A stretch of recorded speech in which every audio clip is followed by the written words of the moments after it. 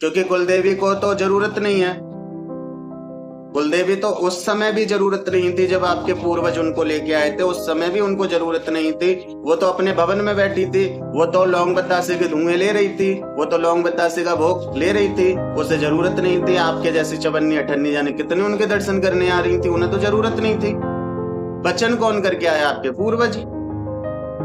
अब जब उनको कुल में जोड़ा, कुल की रक्षिका नियुक्त कर दिया, तो जब आप उनको भोग प्रसाद नहीं दोगे तो जो उनकी कृपा है आपके परिवार के ऊपर, वो धीरे धीरे धीरे धीरे कम होने लगती है और फिर आपके जीवन में संकट आते हैं। ऐसा नहीं कि कुलदेवी आपको परेशान कर देती हैं, कुलदेवी नहीं करती, वो तो अपने भवन में बैठी है। लेकिन जो उन्होंने अपना अंश आपकी रक्षा के लिए छोड़ा है आपके घर में, वो कमजोर होने लगता है जब आप भोग प्रसाद नहीं देते। और जब भोग प्रसाद उसको नहीं मिलता है तो वो आपकी रक्षा नहीं कर पाता। मैं ललितांबिका, कैसे हैं आप सभी? मैं उम्मीद करता हूँ आप सभी स्वस्थ होंगे और आनंदित होंगे। भगवती जगदम्बा की कृपा आपके और आपके संपूर्ण परिवार पर निरंतर बरस रही होगी।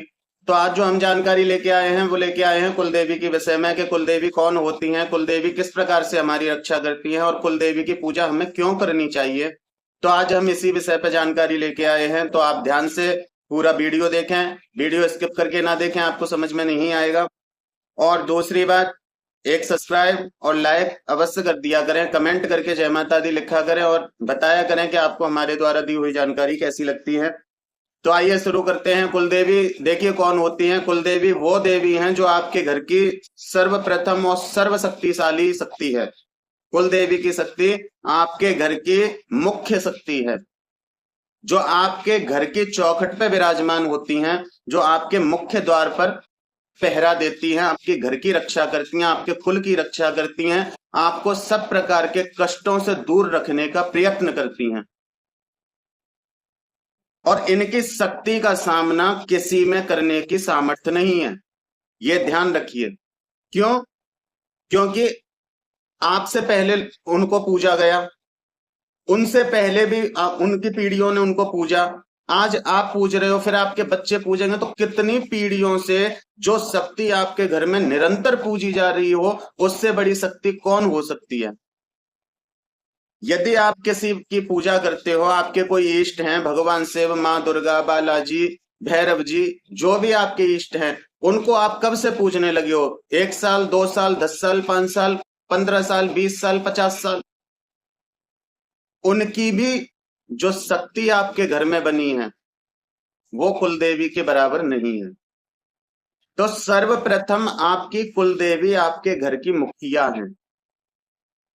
और जब वो प्रसन्न रहती हैं, जब वो खुश रहती हैं, तो आपके जीवन में किसी भी प्रकार का कष्ट नहीं आने देती। और जब कुलदेवी रूठती हैं तो आपके घर का विनाश हो जाता है, आपके कुल का नाश हो जाता है, वो मुख मोड़ के बैठ जाती हैं। और एक बात ये भी है कि यदि आप सोचो कि कुल देवी को ना पूजकर हम तो भगवान शिव को पूज लेंगे, तो देखिए भगवान शिव को भी आप बेशक पूजिए, लेकिन भगवान शिव भी कुल देवी को नहीं रोक सकते।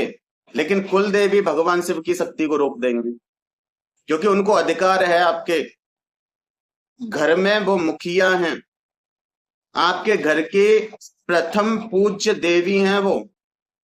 किसी के यहाँ कुलदेवी मानी जाती है, किसी के यहाँ कुल देवता माने जाते हैं। तो जो कुलदेवी कुल देवता होते हैं वो आपके घर की प्रमुख शक्ति होती है। और यदि आप उनको नहीं पूजते तो वो किसी भी शक्ति को जो तुम्हारी मदद करना चाहती है, जो भी तुम्हारी इष्ट शक्ति है या जो तुम्हारे लिए मदद के लिए किसी ने भेजी है, वो आपके घर में प्रवेश नहीं कर पाएगी। कुल देवी उसको बाहर ही रोक देती हैं और कुल देवी उससे कहती हैं कि मैं तो भूखी बैठी हूं, मैं इस घर की देवी हूं, मैं भूखी बैठी हूं, तो तुम यहाँ कैसे खा सकते हो? तो इसलिए इनका जब तक मुझसे आके माफी नहीं मांगेंगे, जब तक मुझे नहीं मानेंगे, मुझे नहीं पूजेंगे, इनकी रक्षा और इनकी किसी भी प्रकार से कष्टों की निवृत्ति कोई नहीं करेगा। यदि इनका समाधान करूंगी तो मैं करूंगी, मैं हूं यहाँ की मुखिया। इस प्रकार से वो आपके कुल की रक्षिका हैं। और लोग क्या कर रहे हैं कि कुल देवी को ना मानकर बाकी सबको मान रहे हैं और वो दुखी हैं। ये ध्यान रखिए, जो लोग कहते हैं ना हम भक्ति करते हैं, बहुत पूजा पाठ करते हैं, लेकिन हमारे जीवन से दुख खत्म ही नहीं होते, तो दुख खत्म कहां से होंगे? आप अपनी कुल देवी को नहीं पूज रहे, जिसने आपका कुल चलाया, जिसने आपका वंश चलाया, आप उसी को नहीं पूज रहे हैं। बहुत से लोग तो नई शादी होती है, शादी का जोड़ा लेकर भी वहां नहीं जाते, बच्चों का मुंडन कराने भी नहीं जाते। जब आप अपने कुल में नहीं उनको जोड़ रहे तो वो सलामत कैसे रह सकते हैं? मुझे एक बात बताइए, वो निरोगी कैसे रह सकते हैं? जब कुल देवी के कुल में, जब हमारे घर में कोई भी व्यक्ति जुड़ता है, मान लो नई बहू आई है घर में, या किसी बालक का जन्म हुआ है, तो वो हमारे घर में एक नया सदस्य है, तो उसको कुल देवी के साथ जोड़ा जाता है, अपने कुल में जोड़ा जाता है, उसके हाथों से भेंट पूजा स्वीकार कराई जाती है, और फिर तब कुल देवी उनके ऊपर भी उसी प्रकार से कृपा करती हैं जिस प्रकार से आपके ऊपर कर रही थी। और कुल देवी को ना मानने वालों को उनके पितरों का भी श्राप लगता है, क्योंकि वचन वो दे के आए थे। उन्होंने कहा था कि हमारे घर की रक्षा करना, हम आपको पूजा देंगे, आपकी पूजा करेंगे, चैत्र नवरात्रि शारदीय नवरात्रि में आपको भोग देंगे, आपके स्थान पर आएंगे। और जब हम वहां नहीं पहुंचते तो उनका वचन टूटता है, और जब वचन टूटता है तो पितृ भी नाराज होते हैं, तब लग जाता है पितृदोष। तो इस प्रकार से ये सब कहानी कुल देवी से शुरू होती है। कुल देवी रुष्ट, पितृ रुष्ट, और ये ही दो शक्ति आपके घर की मुख्य शक्तियां होती हैं। और जब ये ही दोनों रुष्ट हो जाती हैं तो आपके घर में कोई कुछ भी कर सकता है।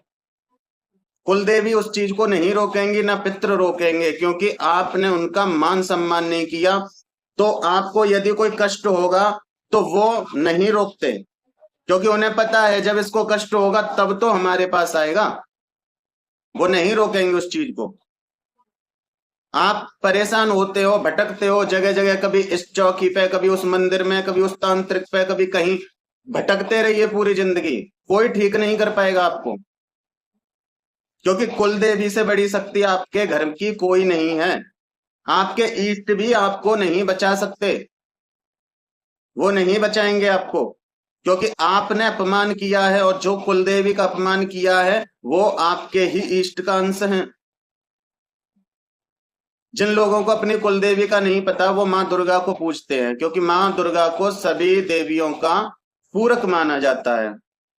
जिनको अपने कुल देवता का नहीं पता वो भगवान शिव को पूजते हैं, क्योंकि भगवान शिव को हर देवता का पूरक माना जाता है।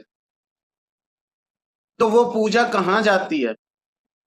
वो जो हमारी कुल देवी होती है वो पूजा उन्हीं तक पहुंचाई जाती है। और एक समय ऐसा आता है कि वो कुल देवी की शक्ति इतनी पुष्ट हो जाती है कि वो हमें दर्शन देने लग जाती हैं और हमें बताती हैं कि मैं तेरे घर की कुल देवी हूं, मेरी भेंट पूजा ये चलती है, मुझे इस प्रकार से पूजो। तो इस प्रकार से ये बात, तो जो लोग अपनी कुल देवी को नहीं मानते वो हमेशा ही परेशान रहते हैं। और वो चाहे किसी को भी पूज लें दुनिया में, चाहे किसी भी भगवान की वो पूजा कर लें, वो कभी सुखी नहीं रहते, और इधर उधर फिर उन्हें भटकना पड़ता है, उन्हें कहीं समाधान नहीं मिलता।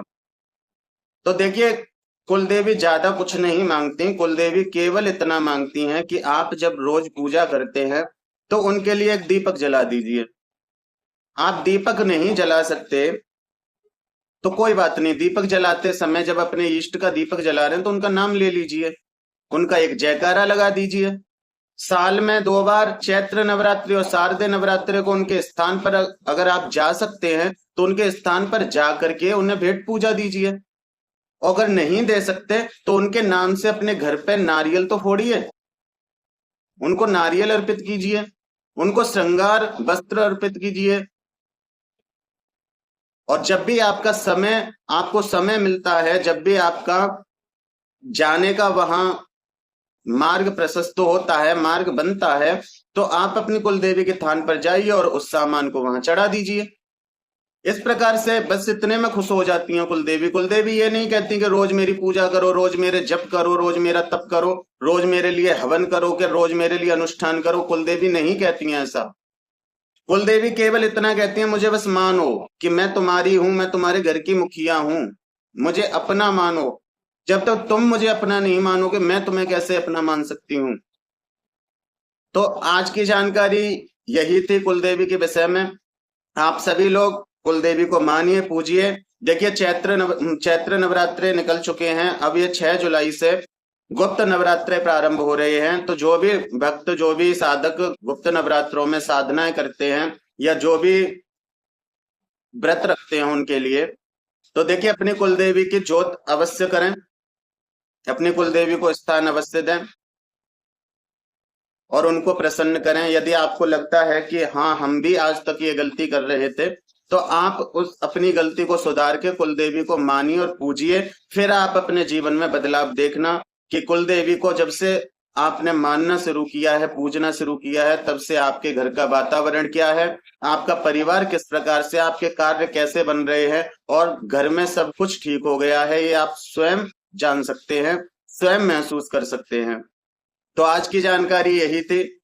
मैं उम्मीद करता हूं मेरे द्वारा दी हुई जानकारी आप सभी को अच्छी लगी होगी, जानकारी आपके लिए लाभदायक रही होगी और आप भी, मैं उम्मीद करता हूं कि आप भी कुलदेवी को मानेंगे, पूजेंगे, समझेंगे और अपने परिवार को खुश रखेंगे। अपने परिवार के लिए देखिए, आज आप पूजोगे उनको तो कल आपके बच्चे भी आपको देख देख के उनको मानेंगे और समझेंगे। क्योंकि आप अपने जीवन में पूज रहे हो लेकिन आपके बच्चे नहीं पूजेंगे तो फिर वो परेशान रहेंगे। क्योंकि कुलदेवी को तो जरूरत नहीं है। कुलदेवी तो उस समय भी जरूरत नहीं थी जब आपके पूर्वज उनको लेके आए थे, उस समय भी उनको जरूरत नहीं थी। वो तो अपने भवन में बैठी थी, वो तो लौंग बतासे के धुएं ले रही थी, वो तो लौंग बतासे का भोग ले रही थी। उसे जरूरत नहीं थी। आपके जैसी चवन्नी अठन्नी जाने कितने उनके दर्शन करने आ रही थी, उन्हें तो जरूरत नहीं थी। वचन कौन करके आया? आपके पूर्वज। अब जब उनको कुल में जोड़ा, कुल की रक्षिका नियुक्त कर दिया, तो जब आप उनको भोग प्रसाद नहीं दोगे तो जो उनकी कृपा है आपके परिवार के ऊपर, वो धीरे धीरे धीरे धीरे कम होने लगती है और फिर आपके जीवन में संकट आते हैं। ऐसा नहीं कि कुलदेवी आपको परेशान कर देती हैं, कुलदेवी नहीं करती, वो तो अपने भवन में बैठी है। लेकिन जो उन्होंने अपना अंश आपकी रक्षा के लिए छोड़ा है आपके घर में, वो कमजोर होने लगता है जब आप भोग प्रसाद नहीं देते। और जब भोग प्रसाद उसको नहीं मिलता है तो वो आपकी रक्षा नहीं कर पाता। तो फिर मिलते हैं एक ऐसी ही नई जानकारी के साथ। जय माता दी, जय मां ललितांबिका।